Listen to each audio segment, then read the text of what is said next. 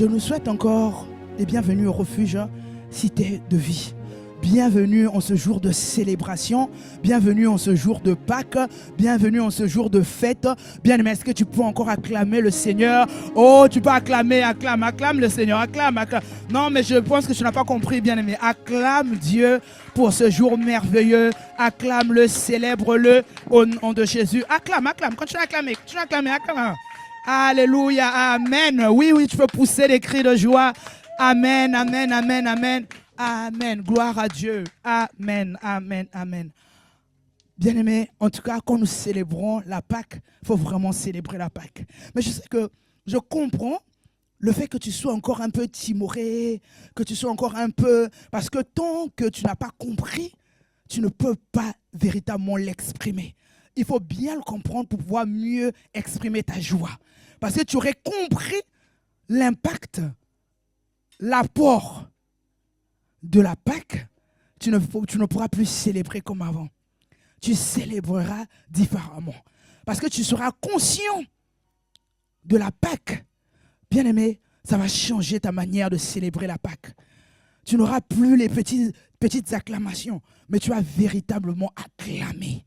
Et ce matin, en tout cas, l'objectif, c'est que nous continuons à célébrer, on va continuer à célébrer Dieu, mais on veut simplement avoir quelques éléments qui peuvent nous emmener à mieux encore célébrer Dieu pour la Pâque. Mieux encore célébrer la fête de Pâques. Bien-aimés, aujourd'hui, je vais faire une courte exhortation dont je vais parler de comprendre le vrai sens de la Pâque. Comprendre le vrai sens de la Pâque. Souvent, nous voyons qu'aujourd'hui, c'est transformé en fait commercial. Les gens parlent de Pâques, ils vont parler des chocolats de Pâques. Ils vont dire, la chasse aux œufs. Et les gens résument la Pâques à la chasse aux œufs. Tu entends joyeuse Pâques, mais c'est pour dire, on a un lundi férié. Parce qu'on se dit, tant qu'il y a Pâques, il y a un lundi de Pâques. Ah oui, tout le monde est content. Non pas parce qu'ils ont compris le véritable sens, mais parce qu'ils ont associé la Pâque à la fête de chocolat. On va manger du chocolat. Vous verrez dans les bureaux, dans les entreprises, ça serait du chocolat partout. Du chocolat partout. Les gens veulent offrir du chocolat. Les gens veulent emmener du chocolat partout. Même ceux qui ne mangent pas du chocolat mangeront du chocolat parce que c'est la Pâque. C'est exceptionnel. Et même les non-chrétiens te souhaitent joyeuse Pâques. Donc aujourd'hui, ce n'est plus une fête inconnue, mais c'est connu de tout le monde. Mais est-ce que les gens comprennent vraiment ce que c'est? Même le chrétien aujourd'hui fait la fête, entend, mais ne va pas chercher plus loin. Bien, il faut aller chercher plus loin pour mieux comprendre. La foi vient de ce qu'on entend.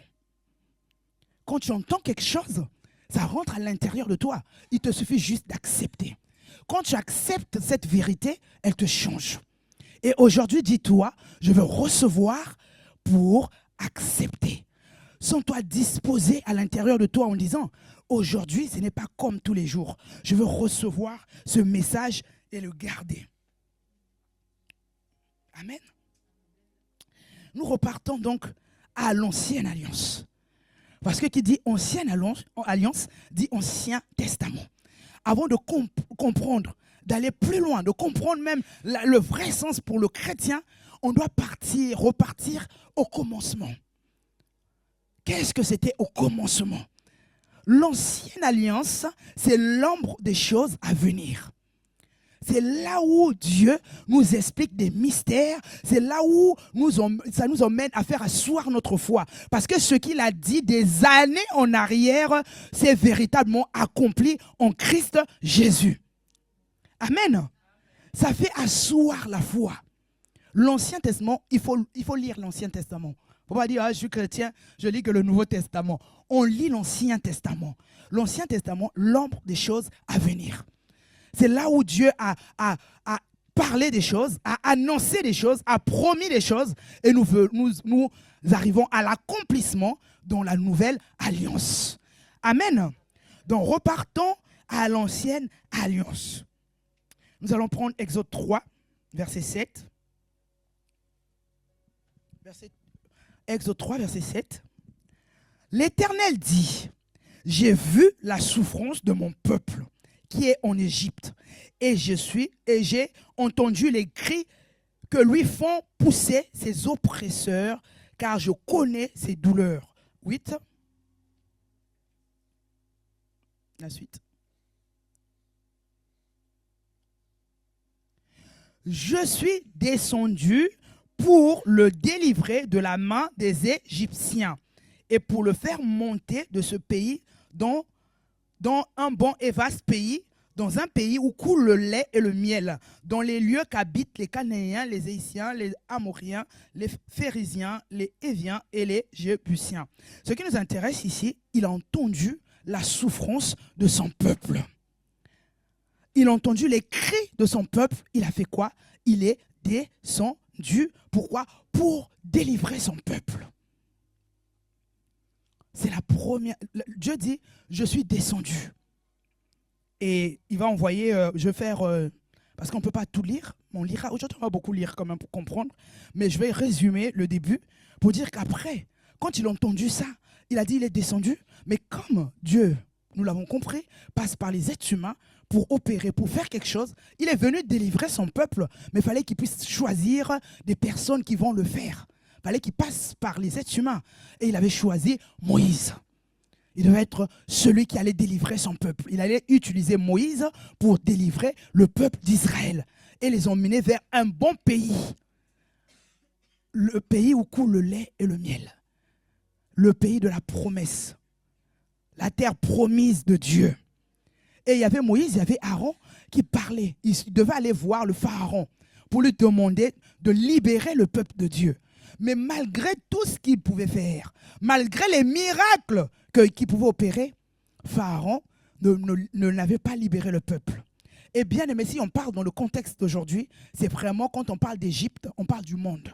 Le monde retient les hommes. Et Dieu, en voyant la souffrance des êtres humains, Dieu agit. Mais tu vas comprendre qu'il ne va plus agir comme il agit hier, mais il agit aujourd'hui en Christ Jésus. Mais hier, c'est l'ombre, les choses à venir. C'est vraiment l'être humain, l'homme était retenu, était en souffrance dans le monde. Il criait parce qu'il souffrait. L'Égypte, aujourd'hui, c'était l'Égypte hier du peuple de Dieu. Ils étaient en esclavage en Égypte. Bien aimé, tant que tu n'es pas avec Dieu, tu es esclave. Tu es esclave du monde, tu es esclave de Satan. Et Dieu, il a vu pour les enfants d'Israël, suivez très bien, on va le lire dans Exode, et il dit malgré tout, il n'y avait rien à bouger. On va lire Exode 12, verset 3. On commence à 3. Parlez à toute l'assemblée d'Israël. Dites, le 10e jour de ce mois, on prendra un agneau pour chaque famille, un agneau pour chaque maison. La suite. Si la maison est trop peu nombreuse pour un agneau, on le prendra avec son plus proche voisin. Selon le nombre des personnes, vous compterez pour cet agneau d'après ce que chacun peut manger. La suite. Ce sera, précision, un agneau sans défaut, mâle, âgé d'1 an. Vous pourrez prendre un agneau ou un chevreau. On va prendre Exode 12 et 12, 7. On prendra de son sang, suis très bien aimé, sois attentif. Aujourd'hui, on repart dans les Écritures pour que tu comprennes ce que Dieu a fait et ce qui s'est passé pour mieux célébrer la Pâque. Donc, Exode 12, 7, on prendra de son sang, donc le sang de l'agneau, et on en mettra sur les 2 poteaux et sur le linteau de la porte des maisons où on le mangera. On va prendre le 21 maintenant. Moïse appela tous les anciens d'Israël et leur dit, allez prendre du bétail pour vos familles et immoler la Pâque. 23 maintenant. 23. Quand l'Éternel passera pour frapper l'Égypte et verra le sang sur le linteau et sur les 2 poteaux, l'Éternel passera par-dessus la porte et il ne permettra pas aux destructeurs d'entrer dans vos maisons pour frapper. On prend 25. Quand vous serez entrés dans le pays que l'Éternel vous donnera selon sa promesse, vous observerez cet usage sacré. Il avait dit, vous prenez un agneau qui est sans défaut. Vous prenez l'agneau, vous tuez l'agneau, vous prenez le sang de l'agneau, vous mettez sur les linteaux, sur les poteaux de votre porte, vos portes. Comme ça, quand le destructeur va passer, quand l'ange de la mort passe, la maison où il y aura le signe du sang, l'ange des ténèbres, donc l'ange de la mort, ne pourra pas, le destructeur, comme on l'a dit, ne pourra pas détruire votre maison, votre famille, parce que vous aurez le signe du sang. Est-ce que c'est clair? Le signe du sang. Quand tu entends ça, tu dis, mais ça ne rappelle pas quelque chose? Et c'est comme ça que Dieu libère son peuple. Il a frappé donc les Égyptiens. Et là où il y avait le peuple de Dieu, il y avait la marque du sang. Et la marque du sang les épargnait de la sentence, de la mort. Est-ce que c'est clair? La marque du sang les épargnait de la mort. Et le peuple a été sauvé. Les Égyptiens, comme ils n'avaient pas la consigne, ils n'ont pas mis. Et l'ange de la mort a frappé dans leur famille, a frappé chez les Égyptiens. C'est là où Pharaon a dit, non, ce peuple-là, on ne peut pas. On les libère. Sinon, ça ne sert à rien. On les libère. Est-ce que, bien aimé, tu comprends ce que Dieu a fait, ce qui s'est passé? Et aujourd'hui, quand on parle de Pâques, nous, on entend Pâques. Mais pour les enfants d'Israël, jusqu'à aujourd'hui, ils célèbrent Pâques. Parce qu'il leur a dit, faites cela, souvenez-vous de cela. Faites ça tout le temps. Jusqu'à enseigner ça à vos enfants, votre descendance. Il y a des parties où il insiste vraiment que ça soit une fête, que tout le temps vous vous fêtez, vous pouvez vous souvenir de ça. Pourquoi? C'était la libération de l'esclavage en Égypte. Dieu leur a libéré son peuple.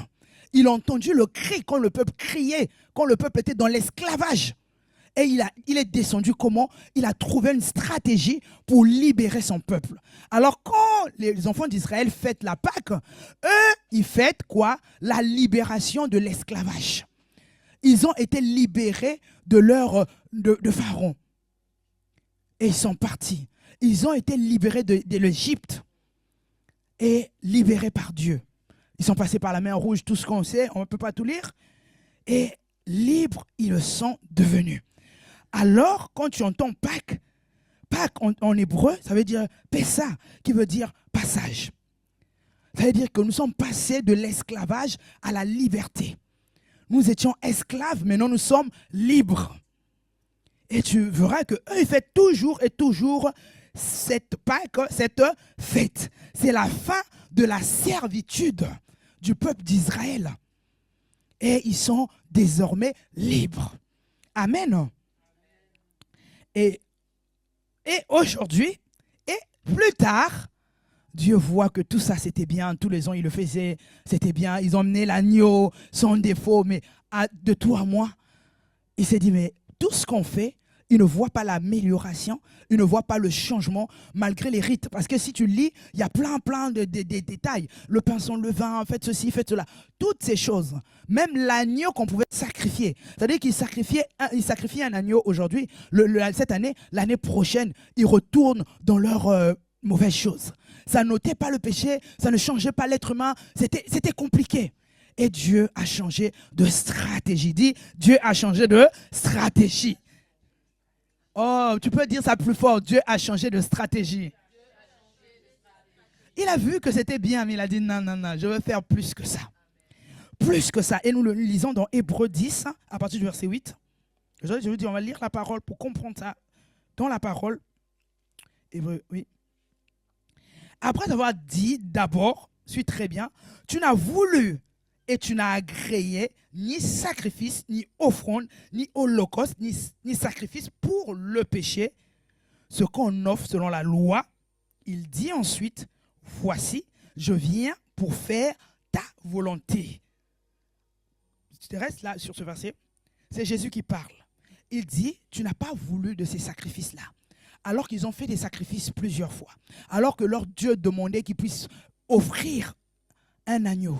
Qu'ils puissent offrir un agneau sans défaut. Pourtant, mais Dieu, la Bible dit que Jésus, c'est lui donc c'est Jésus qui s'exprime en disant, il n'a pas, là on parle de la pensée de Jésus, ce n'est pas Jésus qui parle, mais celui qui a écrit Hébreu, on ne sait pas si c'est l'apôtre Paul ou pas, lui, il fait référence à la pensée de Jésus en disant, Dieu n'a pas voulu ni holocauste, il n'a pas voulu ni sacrifice. Pour le péché, pour ôter le péché, il n'a pas agréé, malgré les sacrifices. Malgré, il pouvait chercher le meilleur agneau. Ça n'a pas marché. Voici, donc oui. Voici, je viens, donc Jésus, je viens pour faire quoi? Ta volonté. Il abolit donc, Jésus, il vient abolir ainsi la première chose pour établir quoi? La seconde. Est-ce que quelqu'un est en train de suivre? Il vient mettre fin à l'ancienne alliance que Dieu avait conclue avec son peuple pour venir commencer une nouvelle alliance. Il dit, avant, vous aviez une alliance avec Dieu. Il vous avait recommandé de choisir un agneau sans défaut pour lui offrir l'agneau. Mais maintenant, là, il vient mettre fin à ça et commencer une nouvelle alliance. Amen. Et cette alliance, c'est dans Jean 3, 16. Dieu a tant aimé le monde qu'il a donné Jésus, qu'il a donné son Fils unique, c'est ce que la Bible dit, afin que quiconque croit en lui ne périsse point, mais qu'il ait la vie éternelle. Donc on va lire, c'est le premier verset que nous, on nous faisait retenir, parce que c'est le verset central. Donc quand tu commençais tes premiers pas avec le Seigneur, tu devais retenir, avoir ce verset par cœur. Car Dieu a tant aimé le monde qu'il a donné son Fils unique, afin que quiconque croit en lui ne périsse point, mais qu'il ait la vie éternelle.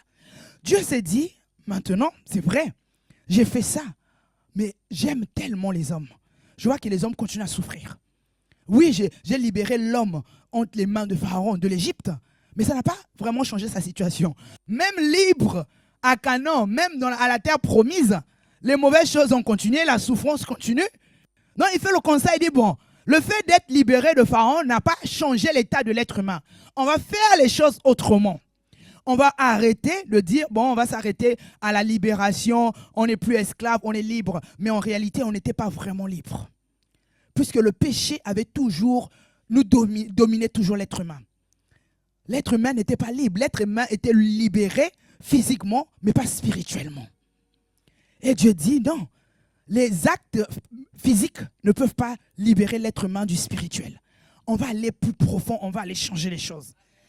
Et donc, on va voir maintenant, quand il rentre en scène, le Seigneur Jésus, Matthieu 26, puisqu'on doit aller très vite, je ne vais pas rester très longtemps comme je vous ai dit, je sais que 30 minutes, c'est ça, non?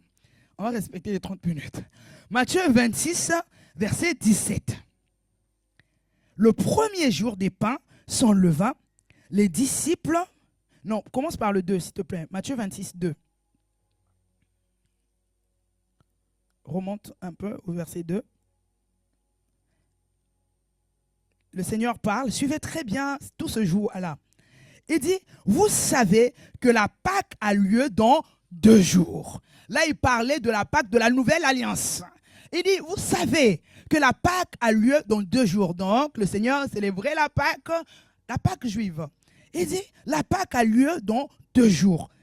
Mais il va annoncer quelque chose de spécial et que le Fils de l'homme sera livré pour être crucifié. Comment la fête a lieu? Nous nous souvenons déjà que nous faisons des sacrifices des agneaux. Mais pourquoi c'est lui qui doit être crucifié? On va aller direct au verset 17. Le premier jour des pains sans levain, donc je disais que la Pâque, c'était tout, il commençait par la fête de pains sans levain et il continuait, ça prenait des jours. Le premier jour donc des pains sans levain, les disciples s'adressèrent à Jésus pour lui dire, où veux-tu que nous te préparions le repas de la Pâque? La suite. Il répondit, allez à la ville chez un tel et vous lui direz, le maître dit, mon temps est proche. Je ferai chez toi la Pâque avec mes disciples. Bien aimé, là c'est le 18. On va lire le 19. Les disciples firent ce que Jésus leur avait ordonné et ils préparèrent la Pâque. Ils préparèrent la Pâque. Bien aimé, le Seigneur Jésus comprend très bien. Il y a la fête de Pâques. La fête où ils doivent sacrifier des agneaux. Et quelqu'un, au lieu de dire aux personnes, bon, à ses disciples, allez choisir, acheter un agneau sans défaut. Mais il dit, c'est son jour qui est proche. C'est bizarre. Comment ça, c'est la Pâque? Mais c'est ton jour à toi qui s'approche. C'est toi qui dois être crucifié. Les disciples, ils pouvaient même se poser des questions. Mais quand c'est comme ça, j'ai comme l'impression qu'on ne se pose pas trop de questions. On entend comme si on n'entendait pas. Alors que la Pâque symbolisait cette libération du peuple d'Israël et Dieu leur avait ordonné de sacrifier un agneau. Alors eux, ils pouvaient dire, mais pourquoi c'est toi qui dois être crucifié? C'est un agneau qu'on va tuer. C'est un agneau comme d'habitude. Toi, tu viens faire la Pâque. Mais comment c'est toi qui dois être crucifié? Et il dit, son jour est proche. Et on va voir dans Matthieu 26, verset 26 maintenant. C'est ce que nous faisons quand nous prenons la Sainte Seine. Pendant qu'il mangeait, donc à table, pour prendre le repas de Pâques, Jésus prit du pain. Et après avoir rendu grâce, il le rompit et le donna aux disciples en disant, prenez, mangez, ceci est mon corps. Oh là là, là ça peut te troubler. Et dit, prenez, mangez, ceci est mon corps. La suite, il prit ensuite une coupe. Et après avoir rendu grâce, il la leur donna en disant, buvez-en tous. Continue. Car ceci est mon sang, le sang de l'alliance qui est répandu pour plusieurs pour la rémission des péchés. Bien, est-ce que quelqu'un peut parler comme ça? En disant, mais nous, on sait qu'on a un agneau, peut-être déjà préparé, qu'on va sacrifier. Mais comment tu nous dis encore, prenez, mangez, ceci est mon corps? En fait, il parlait en parabole. Mais il voulait leur expliquer une chose, que désormais, Dieu a changé de stratégie. Que Dieu ne va plus, il n'a pas agréé les agneaux que vous lui donnez tous les ans. Mais maintenant, là, je serai la Pâque. Je serai cet agneau qui va être immolé. Parce que la Bible appelle l'agneau immolé. La Bible appelle Jésus, notre Pâque, a été immolé. Il dit que lui, moi je serai cet agneau-là. Parce qu'il fallait un agneau sans défaut. Et il était sans défaut. Il était sans péché. On n'avait rien à lui reprocher. Alors que Dieu n'avait pas agréé les agneaux qu'on lui présentait tous les ans, Dieu a pris, a formé, Jésus lui a donné un corps. En disant, va. Et Jésus est venu dans Hébreu, on a vu, pour faire la volonté de Dieu. Pour abolir ce qui était avant. Et commencer une nouvelle ère, une nouvelle alliance. Il accepte. Quand il accepte, bien aimé, n'oublie pas que ce qui se passait dans l'ancienne alliance avec les enfants d'Israël, ça se faisait de manière physique. C'est ce qui se fait aujourd'hui de manière spirituelle. Quand tu l'acceptes, comme on l'a dit, on a vu dans Jean 3,16, tous ceux qui ont cru deviennent les enfants de Dieu. Quand tu acceptes, quand tu crois en Jésus, la Bible dit que celui qui croit dans son cœur et confesse de sa bouche que Jésus est Seigneur, Dieu l'a ressuscité des morts, sera sauvé. Bien aimé, quand tu acceptes de manière spirituelle, tu as la marque du sang. Tu as la marque du sang. Alors le destructeur ne peut pas venir te détruire. Est-ce que tu te souviens? Alors qu'eux, ils devaient prendre le sang de l'agneau et mettre sur leur porte. Toi, tu as la marque du sang de Jésus. Parce qu'il a dit, ceci est mon sang. Ce que vous allez boire là, c'est mon sang. Et ce que vous allez manger, c'est mon corps qui va être livré pour vous. Ça serait ça l'agneau qui sera sacrifié en ce jour de Pâques. Amen. Et alors, lui-même, il accepte. Mais donc, quand on entend Pâques, c'est ce qu'il a dit. Voici, ceci est mon corps. Alors, à Pâques, le chrétien célèbre la résurrection. C'est vrai. Mais il n'y aurait pas eu résurrection s'il n'y avait pas eu la mort. Amen.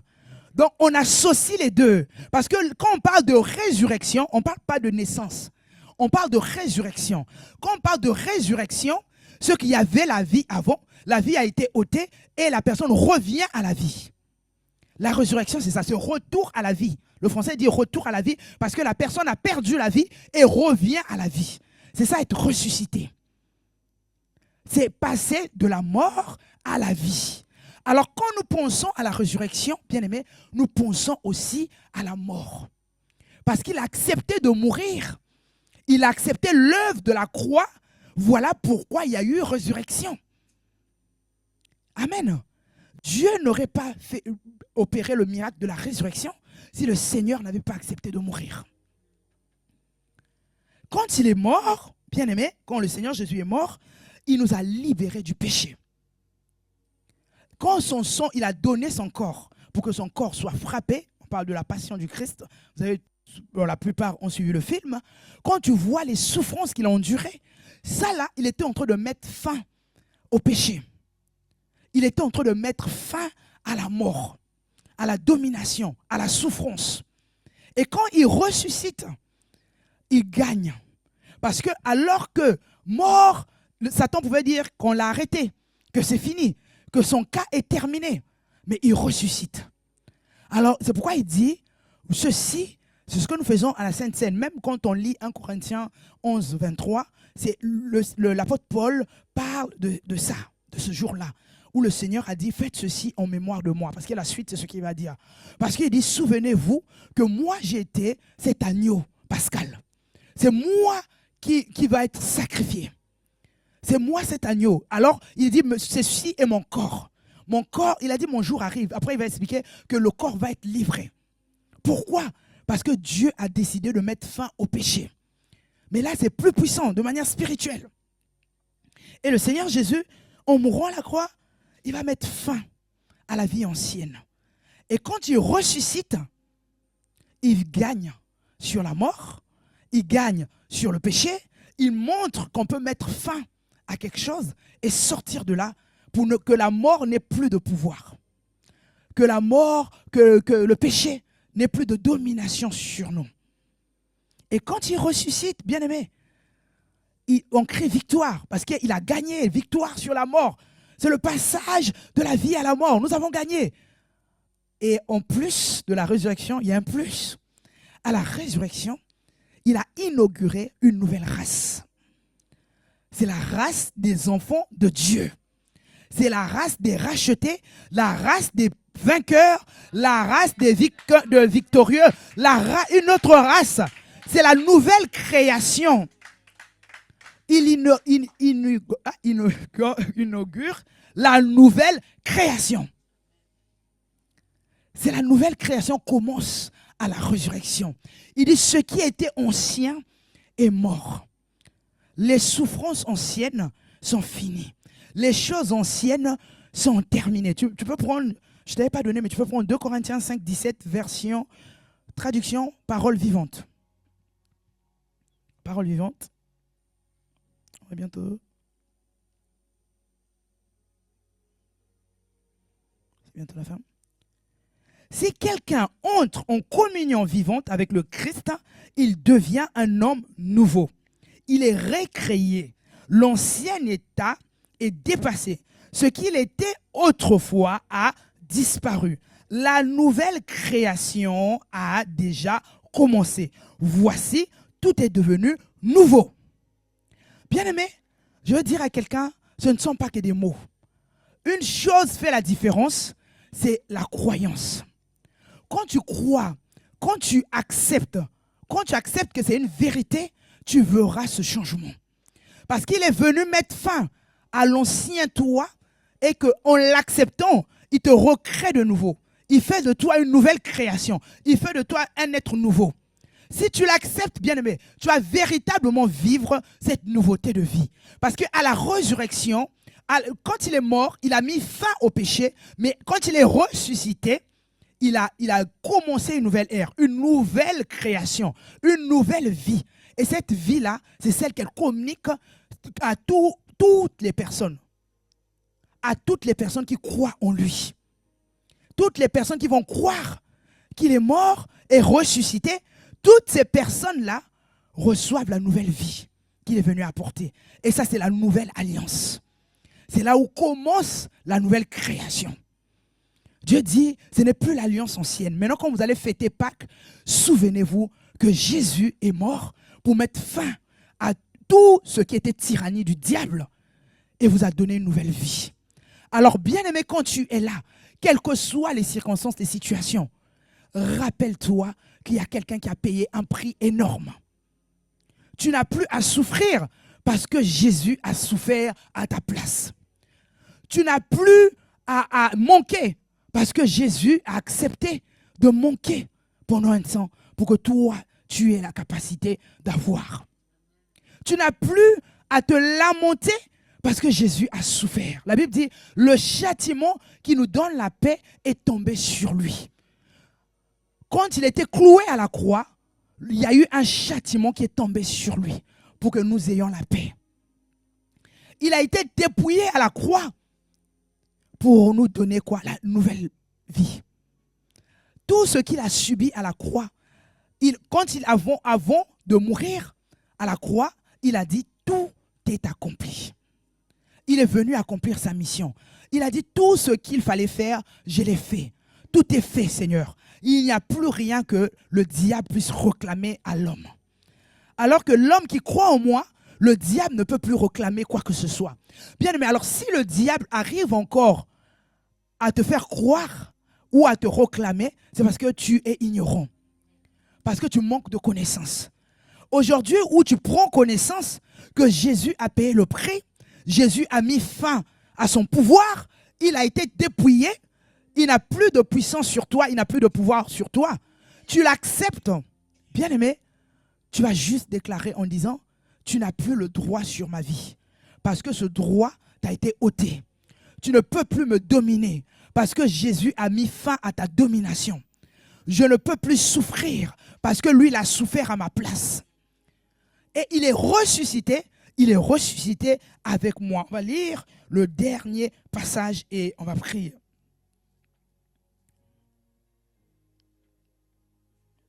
C'est Éphésiens 2, oui, verset 5, 6. Bien aimé, c'est le dernier. Nous qui étions comment morts par nos offenses, nous a rendus à la vie avec Christ. C'est par grâce que vous êtes sauvés. La suite. Il nous a ressuscités ensemble et nous a fait asseoir ensemble dans les lieux célestes en Jésus-Christ. Alors, ce que nous étions avant, nos offenses, nous sommes morts en Jésus, avec Jésus le jour de sa mort. Et il nous a ressuscités. Quand Jésus ressuscitait, il ressuscitait avec la nouvelle création. Il ressuscitait avec toutes les personnes qui croient en Dieu. Il nous a ressuscités et nous a fait asseoir. Quand tu sais que Jésus est assis à la droite du Père, tu es aussi assis à la droite du Père. C'est-à-dire, tu dois avoir un regard spirituel. Tel il est, tel tu es. La position qu'il a prise, c'est une position d'autorité. Alors, il t'a donné la même position. Tu es avec lui. Il a dit assis avec lui. Assis en Jésus. C'est la même position, bien-aimé. La même position en Jésus. Alors, quand tu entends ça, tu te dis, mais c'est pas vrai. Je ne peux plus accepter d'être malmené par le diable. C'est ce qu'on fait, si vous voulez, c'est ce qu'on symbolise le jour du baptême. On dit, je veux mourir, donc on te plonge pour mourir à ton ancienne vie, et quand on te ressort de l'eau, tu ressuscites avec une nouvelle vie. En fait, c'est ça qu'on symbolise le jour du baptême. Mais aujourd'hui, ça a perdu son sens. Mais c'est ça, c'est ce qui s'est passé à la Pâque. Alors que Jésus est mort, 3 jours plus tard, il ressuscite. C'était la période de Pâques. Alors quand nous, chrétiens, nous pensons à la Pâque, nous pensons à ce jour-là, où il a vaincu la croix. Il a vaincu le monde, le péché, la domination du péché. Ce jour-là où nous acceptons de mourir avec lui et en plus d'être ressuscités. Bien aimé, ceux qui ressuscitent, c'est ceux qui acceptent de passer par la mort. Est-ce que quelqu'un suit? Tu n'acceptes pas le renoncement, tu n'acceptes pas la mort, tu ne peux pas, j'allais dire, jouir des bienfaits de la résurrection. Parce qu'il faut bien accepter d'aller à la croix avec lui, de mourir avec lui, pour pouvoir ressusciter avec lui. La résurrection, c'est ce qui donne droit au pouvoir en Christ. C'est ce qui te donne droit à la nouvelle vie. Mais la nouvelle vie n'est possible. C'est-à-dire que la résurrection n'est possible que si on passe par la mort. Voilà pourquoi il a dit à ses propres disciples, si quelqu'un veut me suivre, il doit commencer par renoncer à lui-même. Pour faire quoi? Porter sa croix. Parce qu'il porte sa croix, il va crucifier le corps mortel pour qu'on lui donne quoi? La nouvelle vie. Sinon, il n'y a pas de nouvelle vie. Est-ce que c'est clair? Il n'y a pas de nouvelle vie. Mais on veut célébrer Dieu parce qu'il nous a tant aimés. Il nous a tant aimés. Alors qu'avec le peuple d'avant, il fallait payer les agneaux tous les ans. Mais aujourd'hui, nous n'avons plus à faire de sacrifices humains. Nous n'avons plus à faire des sacrifices physiques. Ou agneaux, ceci, cela. Mais aujourd'hui, nous avons juste besoin d'accepter. C'est beaucoup plus simple, bien-aimé. Alors qu'avant, la personne qui n'avait pas des moyens pouvait être embêtée à chaque Pâques. Mais qu'est-ce que je vais offrir? Je n'ai pas d'argent pour acheter un agneau. Je n'en ai pas assez. Des grandes familles en disant, mais nous, il nous faut plusieurs agneaux, parce qu'un seul, ça ne va pas suffire. Mais il a mis fin. Il a dit, maintenant, j'ai besoin juste que tu crois. C'est juste ta foi. Quand tu crois, tu acceptes, bien-aimé, tu verras véritablement que c'est un mystère, mais c'est réel. Tu acceptes que Jésus a porté les châtiments qui te donnent la paix. Dès que tu commences à accepter cela, tu as droit à la paix. Tu as le droit à la santé. Tu as droit, tu es désormais libre. Est-ce que quelqu'un peut dire tu es désormais libre avec son voisin? Est-ce que nous pouvons acclamer le Seigneur pour cela et puis nous allons nous lever?